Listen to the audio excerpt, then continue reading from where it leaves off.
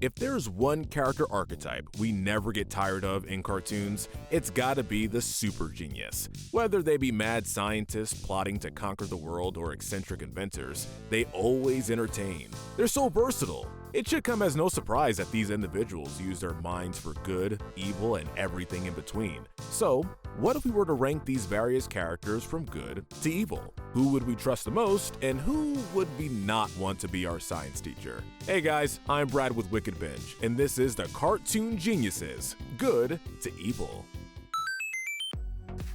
We'll be kicking things off with the most good characters, then working our way down to the most evil. These characters are good. The gold medal of good goes to Professor Utonium from the Powerpuff Girls. He's the father of the Powerpuff Girls, and the professor is every bit as loving and caring as you'd expect a good parent to be. He can be affectionate and stern whenever the need arises. When the girls are feeling down, Utonium comforts them. His girls may come from a lab experiment, but he never treats them as outcast, a contrast to much of the rest of Townsville. Utonium also extends his kindness to the other members of the show's cast. He's friendly to everybody, to a fault. That is his only real drawback. Like a lot of cartoon parents, Professor Utonium lacks common sense. He lies repeatedly, but is always caught. Utonium was also easily manipulated by the villain Sedusa. Despite being one of the smartest characters in the series, his lack of common sense even led to his own college roommate taking advantage of him. Though he's not the sharpest tool in the shed, the professor gets our top spot because he's without a doubt the purest soul on this list. He might not be the smartest or the best inventor, but he certainly has the biggest heart. The silver medal of good goes to Donatello from the Teenage Mutant Ninja Turtles franchise. Throughout the various animated incarnations of the franchise, ranging from the 1987 original to 2018's Rise of the Teenage Mutant Ninja Turtles, the core of Donatello's character has remained consistent. He's the brains and spends most of his time creating new inventions rather than fighting. You can thank Donatello being the mind behind the Turtle Van. Also consistent in his characterization is his more calm personality. Donatello is a lot less noisy than his brothers. While the others are regularly at odds and getting on each other's nerves, Donatello stays cool and collected. And, of course, we have to remember that the Turtles are crime fighters. If you risk your life every night to keep New York safe, that has got to earn you some hero points. Unfortunately, Donatello isn't without his flaws. On a few occasions, Donatello can get way too wrapped up in his inventions, causing his crime-fighting career to suffer. In the 2003 series, he became obsessed with trying to save Splinter, which almost led to his brother's destruction at the hands of Shredder. Donatello can also be a little cowardly at times. This element of his character was definitely expanded upon in the 2012 series, where Donatello is a lot more of your stereotypical nerd character. You're right. My brothers need me. Despite some issues, Donnie is still a crime fighter who works diligently to keep the streets safe.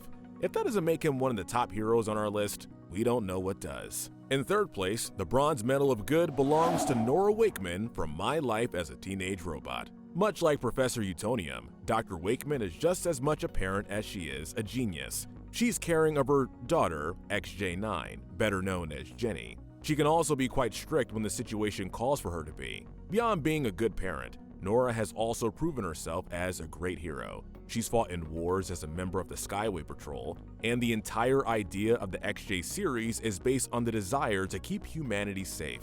Even though she's much older in the series, she doesn't let that stop her from taking a more active role in the story. When the cluster invaded Earth in the series' TV movie, Wakeman showed no hesitation in helping fight them off, even going as far as to battle Queen Vexus in a one-on-one. If there's anything negative we can say about Dr. Wakeman, it's that she can be rather controlling. She constantly dotes on Jenny whenever she puts her social life above crime fighting, which usually results in conflict between the two. Though she doesn't quite understand Jenny's wish to be like a normal teenage girl, she never acts this way out of malice. It's all done because she wants to keep the planet safe, and with that kind of devotion, we felt we had to put her in the top 3. Up next is Phineas and Ferb.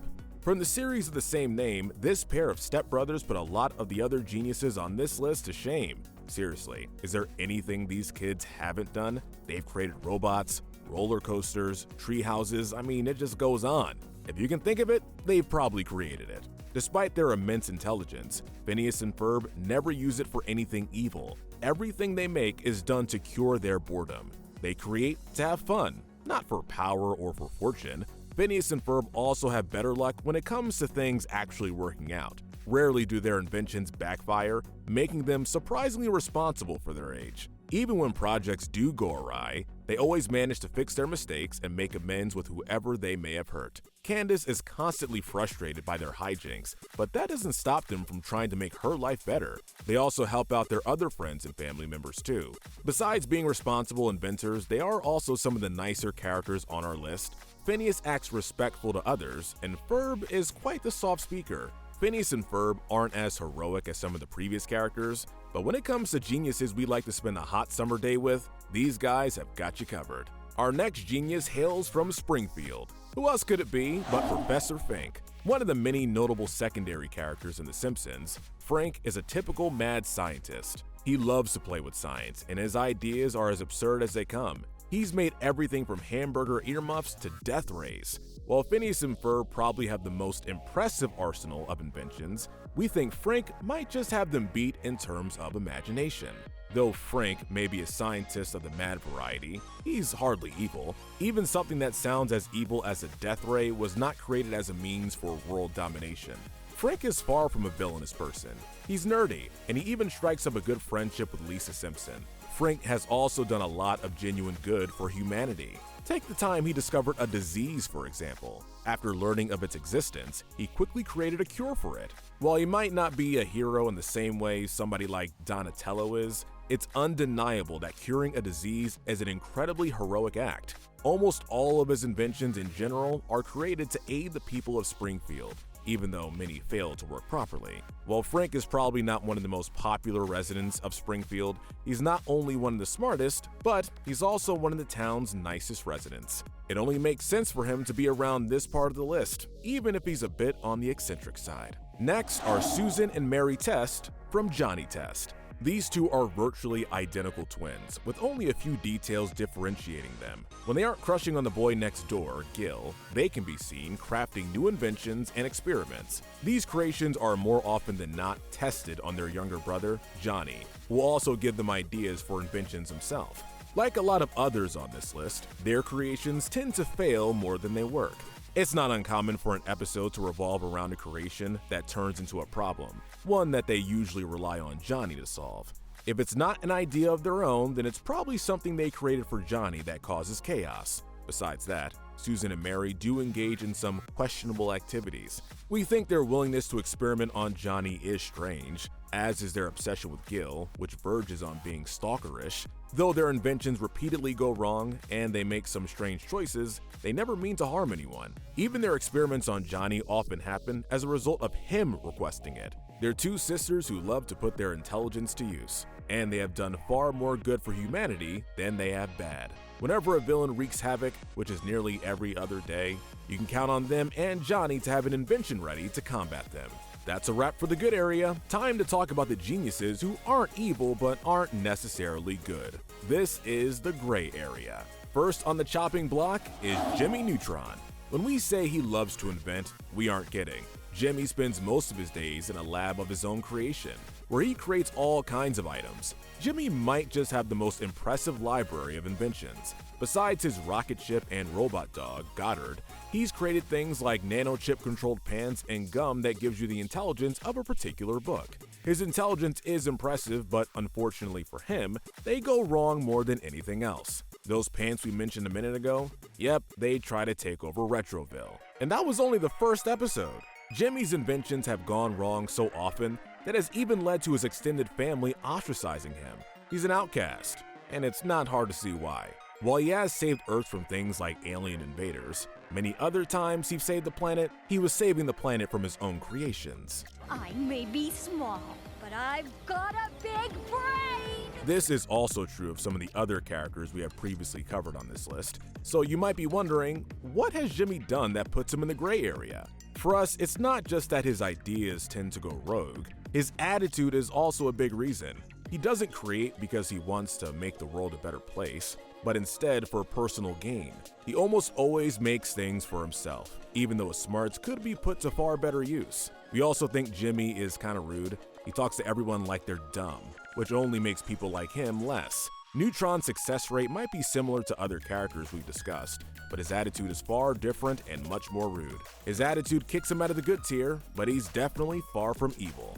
Also, a quick word to the wise, it's not sodium chloride, it's salt, Jimmy. Next is Dexter from Dexter's Laboratory. With Dexter, it's easy to see a lot of similarities between him and Jimmy. That's just one of the reasons we place him here. Not only are they both boy geniuses, but they also have their creations constantly backfire, and they have saved the world on several occasions. So why do we place Dexter lower than Jimmy? Well, because he's more egotistical, which is saying something. Dexter loves to show off his smarts, and that's the reason why many of his experiments come into creation. He also looks down on those who he considers intellectually inferior, like his sister Dee Dee. Dexter is rivals with Mandark not because the latter is evil, but because he wants to prove that he is the smarter one of the two. Dexter's not really a nice person, as proven by his interactions with Dee Dee. He's constantly annoyed by her, so much so that he once allowed her to be abducted by aliens. With all that being said, Dexter isn't completely heartless. He'll save the day when the need arises, and he even teamed up with multiple versions of himself to prevent a future where Mandark ruled Earth. Dexter can definitely do a good job of keeping us safe, but we think he needs an attitude adjustment. Professor Farnsworth of Futurama is next. A scientist well over 100 years old, Farnsworth acts as CEO of Planet Express, a shipping company that does the deliveries other companies wouldn't dare do. Since he routinely sends them on dangerous missions, that means he has a lot of faith in them, right? Nah, Farnsworth is pretty cold to the Planet Express crew. To him, they are expendable and necessary means to an end. They die on a mission? Who cares? There are always new employees he can hire. There are a couple of episodes where he truly believes they have died, only to immediately go to work recruiting. Farnsworth is even cold to his family, as he shows little concern for Fry whenever he gets himself in trouble. Despite this, Farnsworth isn't totally heartless. He has shown compassion on a few occasions, most notably in his relationship with Carol Miller, otherwise known as Mom. Despite his cranky and rude demeanor, he does still have a heart. He also tirelessly defends the field of science from its detractors, showing that he does have some care for things. Professor Farnsworth in a nutshell is a cranky old man who happens to be a genius. While he has helped out the human race on some occasions, his treatment of the Planet Express crew makes it hard for us to argue he should be anywhere but here. What are we going to do tonight? The same thing we do every night. Talk about our next pick, the Brain from Pinky and the Brain. One of the most popular segments to come out of Animaniacs, the Brain makes up, obviously, the brain in this duo of mice. This Orson Welles-inspired mouse constantly dreams of world domination, with the majority of Pinky and the Brain segments revolving around whatever scheme he has come up with that week. His plans range from fairly sane to completely out there. One week he'll be plotting to become president of the United States, while another will see him become a movie star. Despite his creativity in coming up with plans, none of them work out. While that can be attributed to Pinky's foolishness most of the time, there have also been times where Brain acted carelessly, causing his plans to fall apart. But why exactly is Brain here? Sure, he fails at conquering Earth, but he still wants to take the planet over. Sure, he fails at conquering Earth, but he still wants to. That's still evil? Well, we keep him in the gray area because he doesn't want to rule the Earth as an act of villainy. He wants to rule because he believes he'd be a far better leader than anyone else on the planet. He's not doing what he does out of a desire to enslave humanity, but because he thinks he's the only one capable of making the world a better place. Though this does give his character a better sense of nobility. A dictator is still a dictator. He doesn't care whether or not he's the leader the people want. He simply thinks they are the one they need. The Brain really is a perfect gray area character. He dreams of ruling the planet and has had some pretty evil ways of achieving it, but he always fails. And he doesn't want to rule out of hate. Wrapping up this area is Dr. Doofenshmirtz from Phineas and Ferb. Heinz Doofenshmirtz is the head of Doofenshmirtz Evil Incorporated, an archenemy of Perry the Platypus. While Phineas and Ferb spend every day creating something fun, Doofenshmirtz spends his day concocting plans to conquer the tri-state area. The majority of his inventions have a nader at the end of their names and are as silly as many of the Brain's ideas were. More often than not, Perry foils his schemes, but there have been times where things worked out for Heinz. In the series finale, he successfully defeated Perry and became Tri-Governor. Though his dream came to fruition, his daughter Vanessa ultimately helps him realize that being evil isn't what he is destined for. He turns a new leaf and joins his daughter as the newest member of OWCA.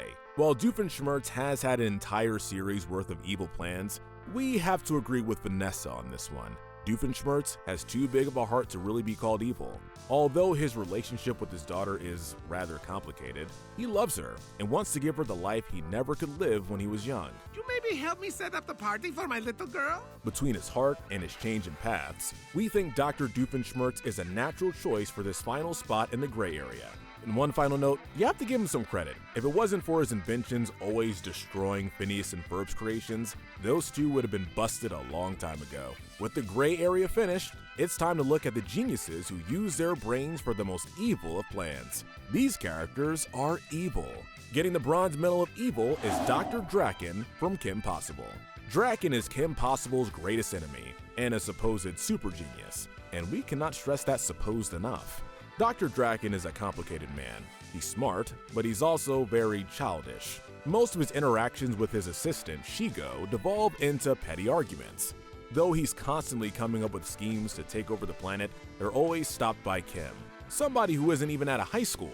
Even so, Draken doesn't let his failures get to him, and he has come close to world domination on a few occasions. In the TV movie, So the Drama, the entire planet was almost taken over by his dangerous army of androids. Many times, it seems like Draken isn't the genius we're constantly told he is. He's rather clueless, and it seems like Shigo is actually the competent one. No wonder she once overthrew him.